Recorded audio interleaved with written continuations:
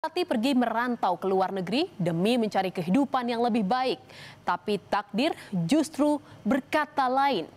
Bukannya pulang membawa segepok rupiah, namun malah tinggal nama. Nazwa Alia, perempuan berusia 19 tahun, warga Deli Serdang, Sumatera Utara ini tewas saat berada di Kamboja. Keluarga Nazwa menilai kematian Nazwa janggal lantaran Nazwa diduga menjadi korban penipuan kerja di luar negeri dengan iming-iming gaji yang besar.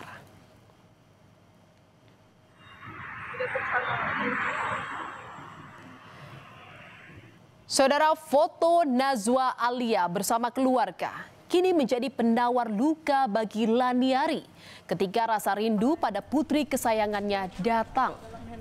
Hati orang tua mana yang tak pilu saat mengetahui anak tercinta meninggal dunia di negeri orang. Nazwa yang merupakan lulusan SMK Telkom 2 Medan memang sudah sejak lama berkeinginan bekerja di luar negeri. Kamboja adalah salah satu negara tujuannya. Namun keinginan Nazwa sempat ditentang sang ibu lantaran Kamboja masuk dalam zona merah. Dengan tewasnya Nazwa di Kamboja, benak Laniari pun dipenuhi tanda tanya soal penyebab kematian putrinya. Apalagi hingga kini jenazah Nazwa belum bisa dipulangkan ke tanah air. Saudara, sebelum nekat ke Kamboja, Nazwa sempat berpamitan pada sang ibu untuk pergi interview kerja di sebuah bank di Medan pada 28 Mei. Berangkat keluar rumah sangat pagi, Nazwa berpesan untuk tidak dihubungi. Namun saudara, betapa terkejutnya sang ibu saat sorenya Nazwa mengabari sudah berada di Bangkok, Thailand. Nazwa mengaku ke Bangkok bersama dengan teman magangnya. Namun saudara, belakangan terungkap jika Nazwa hanya pergi seorang diri. Punya firasat yang tak enak, Ibu Nazwa sempat meminta pertolongan dengan kenalannya di bidang imigrasi untuk menghalangi Nazwa berangkat ke Kamboja. Namun terlambat saudara. Tanggal 30 Juli, Nazwa sudah berpindah ke Kamboja dengan menumpangi bus. Saya telepon dia balas dengan gambar airport Bangkok. Tanya, pingsan saya, ada di mana? Ada di ini, ada di mana ini? Bangkok ini, di mana? Di Bangkok. Saya bilang gitu. Siapa yang bawa pingsan-pingsan saya waktu itu? Kadang dia bilang sendiri, kadang dia bilang 4 orang. Mau ke Kamboja ini, Mak, katanya. Siapa yang bawa ke Kamboja? Mau dengan Chris, katanya.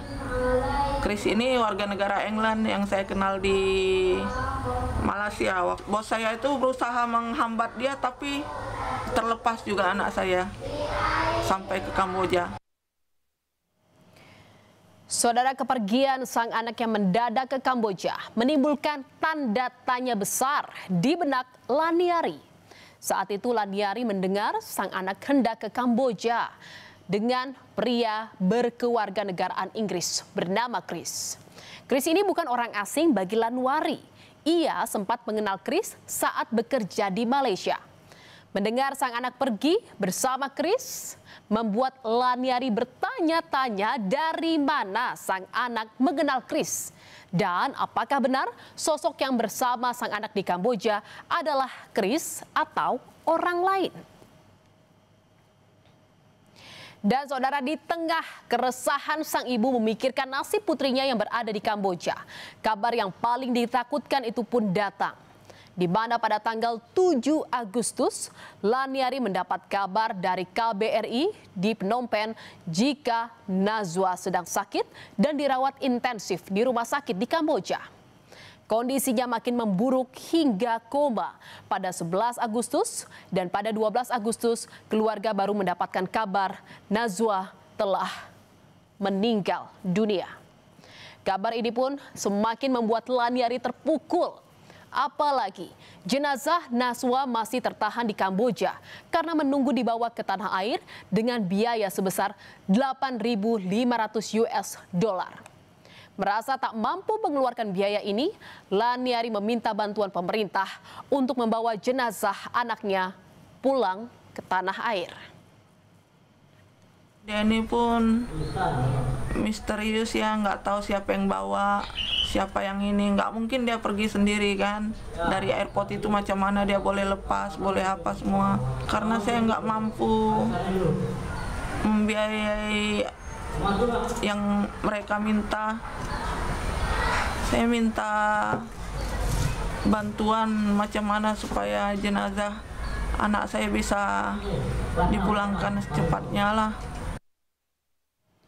Saudara, dari hasil konfirmasi Kementerian Luar Negeri kepada pihak rumah sakit tempat Nazwa dirawat, Nazwa meninggal karena overdosis obat yang memicu komplikasi penyakit hepatitis akut.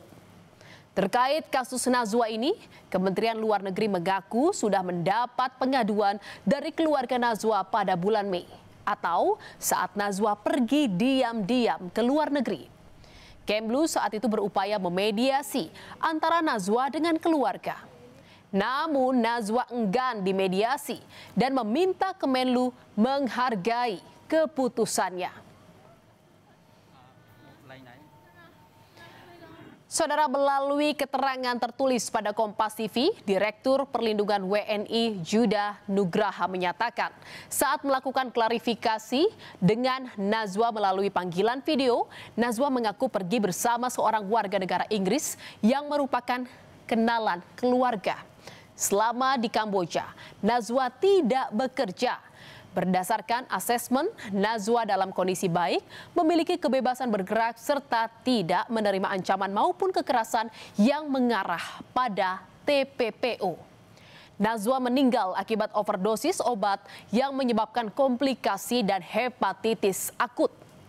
Kementerian Luar Negeri tengah menginvestigasi hal ini. Saudara, pemerintah Indonesia tidak memiliki perjanjian kerjasama penempatan pekerja migran dengan pemerintah Kamboja. Dengan demikian, pekerja Indonesia yang berkarir di Kamboja masuk kategori ilegal. Hal ini terbukti, saudara, saat Kementerian Perlindungan Pekerja Migran Indonesia mengungkap jika nama Nazwa Alia tidak terdaftar dalam Siskop milik Kementerian P2MI. Dari saudari Najwa Alia tidak tercantum di dalam Sisko P2MI kami, sehingga yang bersangkutan diduga berangkat secara ilegal atau non-prosedural. Sehingga inilah yang perlu kami tekankan, pentingnya berangkat secara legal atau prosedural melalui Kementerian Perlindungan Pekerja Migran Indonesia atau Kementerian P2MI. Demi mendapat keadilan atas kematian sang anak pada Kamis siang, Laniari mendatangi kantor Balai Pelayanan Perlindungan Pekerja Migran Indonesia Sumatera Utara. Kedatangan Laniari membuat laporan atas kematian anaknya yang diduga menjadi korban penipuan pencari kerja. Di sini, saudara, Laniari juga turut melaporkan Chris yang diduga membawa sang anak ke Kamboja. Meski Nazwa bukan pekerja legal, namun laporan sang ibu tetap diterima untuk ditindaklanjuti. Kita akan koordinasi dengan pihak program kita di Kamboja dalam hal ini KBRI Phnom Penh. Jadi Alia ini berangkat bukan sebagai pekerja migran. Walaupun dia diiming-imingi untuk bekerja di bagian pelestarian lingkungan. Nyatakan bahwa orang yang mengajak si Nazwa Alia ini adalah seorang saintis ya. Saudara, kasus WNI tewas di Kamboja bukan sekali ini saja terjadi. Direktur Eksekutif Migrancare Wahyu Susilo menilai sejauh ini kasus kematian PMI di luar negeri hanya dilihat sebagai angka oleh pemerintah tanpa adanya tindakan serius agar kasus ini tak terulang kembali. Wahyu berharap ada langkah signifikan dari pemerintah untuk keadilan bagi korban dan penghukuman pelaku yang terlibat tragedi kemanusiaan ini. Pekerja migran Indonesia di luar negeri hanya dianggap angka ya pemerintah Indonesia. Jadi tidak pernah ada langkah-langkah serius jika ada laporan tentang kematian pekerja migran Indonesia di luar negeri, baik yang masif maupun ada keraguan ya mengenai sebab-sebab kematian pekerja migran Indonesia. Saudara, cerita pilu WNI tewas di Kamboja juga dialami warga Asahan. Dijanjikan bekerja sebagai penyanyi di Malaysia, Azwar, warga Kabupaten Asahan, Sumatera Utara, malah menjadi korban perdagangan orang dan dijual ke Kamboja. Sebelum meninggal, Azwar sempat mengirimkan video meminta tolong untuk dipulangkan karena sakit. Keluarga menyebut Azwar juga meminta dikirimkan uang untuk berobat dan biaya kepulangannya ke Asahan. Mengirimkan uang, Bang, sebesar 15 juta di tanggal 7 ya? Tanggal 7. Setelah 5 menit kami mengirimkan uang, dia lepas kontak, nggak ada kontak lagi, mati handphonenya. Terus kami di tanggal 13 dapat kabar bahwasanya si Azwar ini meninggal dunia. Sempat dia bilang dia tidak tahan, Bang, dengan penyiksaan. Kalau nggak dapat target dia kena setrum. Si Azwar ini ilegal datang ke Kamboja. Kalau untuk dipulangkan jenazahnya, pihak keluarga yang menanggung biayanya. Saudara, kasus kematian pekerja migran Indonesia sudah berulang kembali terjadi. Masyarakat perlu waspada dan tak mudah tergoda iming-iming gaji besar bila ditawarkan pekerjaan ke luar negeri, khususnya Kamboja. Sementara bagi pemerintah harus memberikan sanksi dan langkah konkret agar kasus perdagangan orang tak lagi terjadi hingga nyawa WNI kita menjadi korban. Saudara, berita utama masih akan kembali seusai jeda dengan informasi mengenai Kepala Kantor Cabang Pembantu Bank milik pemerintah ditemukan tewas di Bekasi, Jawa Barat dalam kondisi mata terlakban dan kaki terikat. Usai jeda, tetap di berita utama.